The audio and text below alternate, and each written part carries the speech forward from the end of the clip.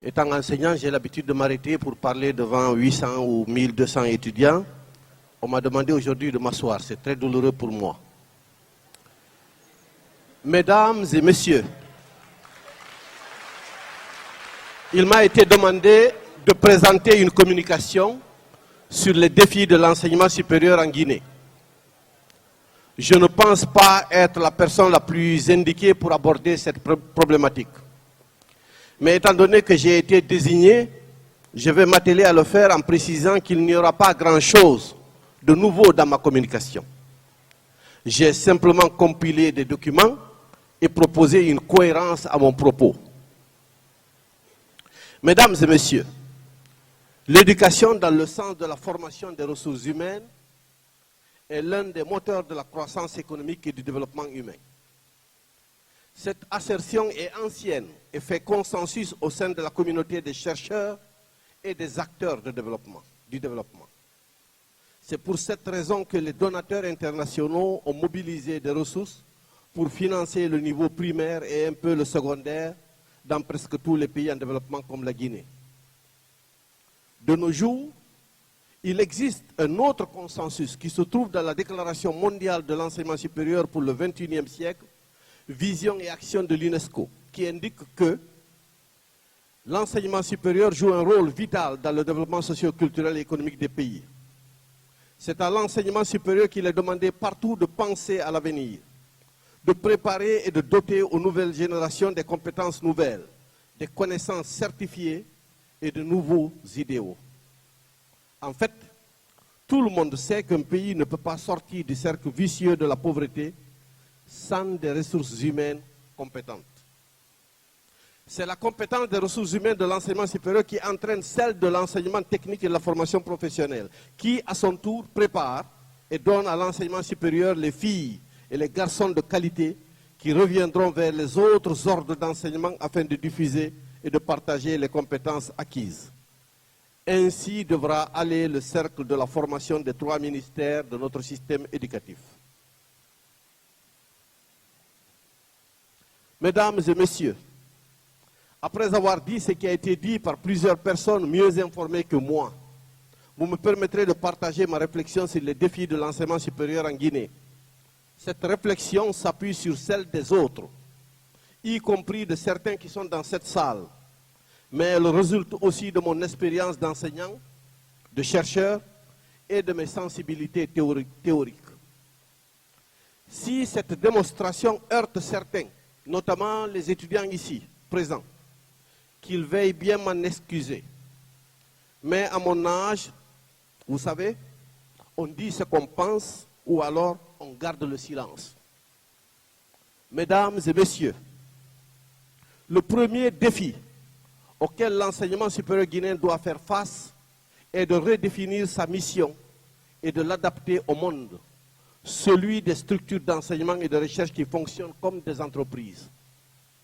L'enseignement supérieur guinéen doit cesser d'être un simple instrument de production de diplômés avec des capacités douteuses pour devenir les yeux et les oreilles de l'État. Le lieu qui guide, oriente, impulse la politique nationale par la production du savoir et du savoir-faire. Il est temps que l'enseignement supérieur guinéen devienne le principal bureau d'études de l'État, de son organe opérationnel qu'est le gouvernement. Un tel défi ne peut se relever que par le fait de créer, d'animer et de faire vivre des centres et des laboratoires de recherche capables de détecter les génies en herbe qui sont parmi les étudiants du système éducatif. Pour surmonter ce défi, l'enseignement supérieur doit adapter ses structures d'enseignement et de recherche de la Guinée pour tirer profit de la mondialisation. Les structures universitaires et de recherche actuelles doivent évoluer pour constituer des ensembles de masse critiques en mutualisant leurs ressources humaines, matérielles et financières, en attirant les meilleurs étudiants et des chercheurs et des enseignants de la sous-région dans ces structures qui deviennent visibles et compétitives.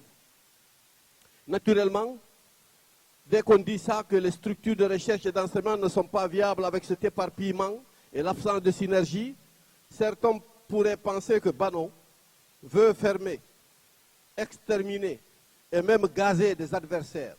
Non. Le défi de l'enseignement, de l'adaptation des structures de formation et de recherche se fera avec ou sans moi, car il s'agit d'une logique de rationalisation, d'efficacité, d'efficience et de qualité de la dépense publique.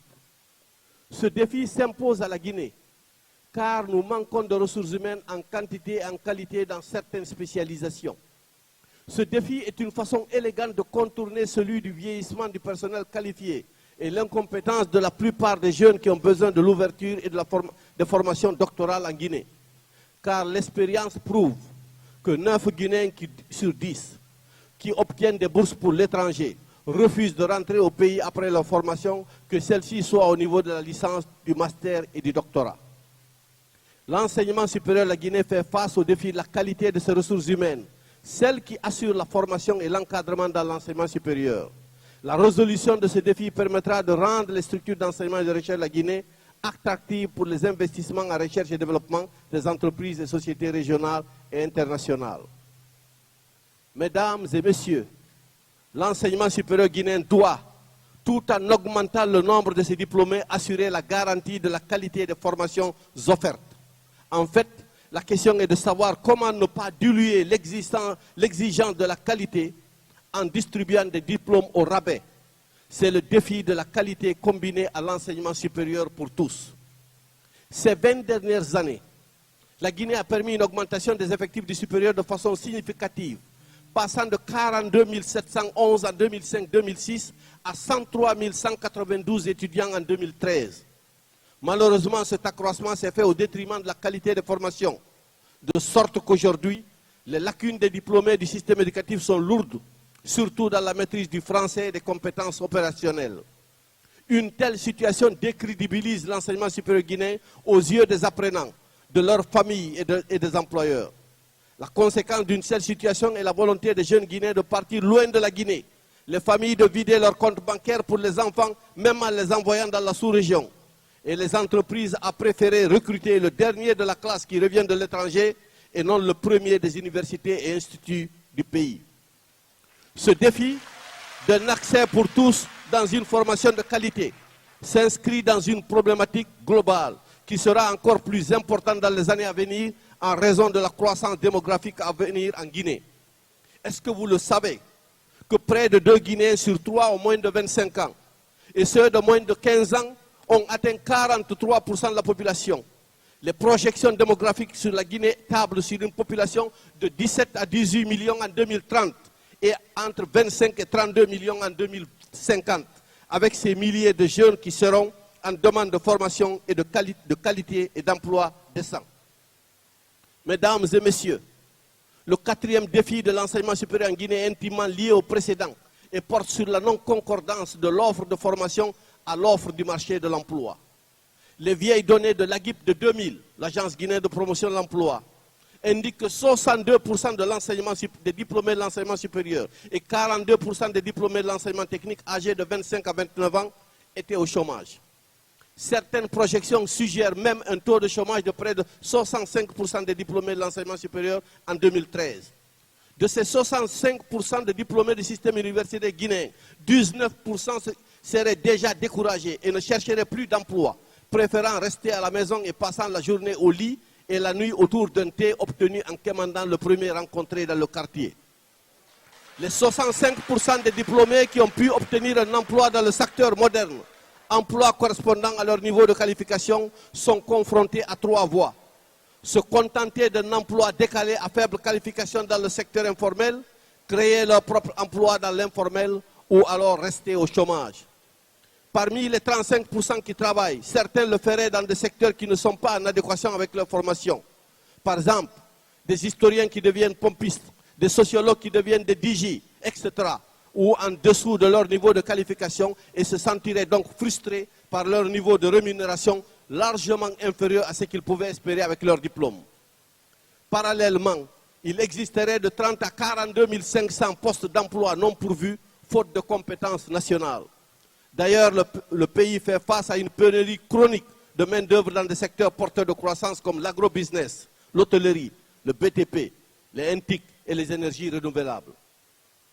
Mesdames et messieurs, depuis l'avènement du système universitaire guinéen dans les années 64, la Guinée ne forme pas dans des domaines de la criminologie, de la démographie, des assistants sociaux, des techniciens supérieurs en laboratoire, en psychologie.